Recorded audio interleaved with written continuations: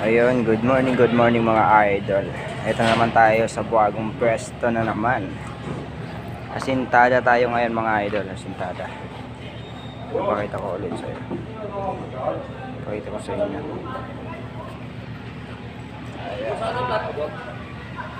Ayan mga idol. Asintada naman tayo.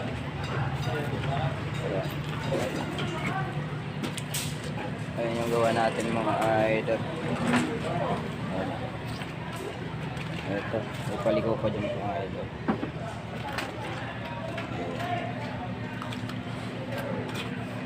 Bagong pwesto na naman mga lodi. Update ko lang kayo sa mga gawa.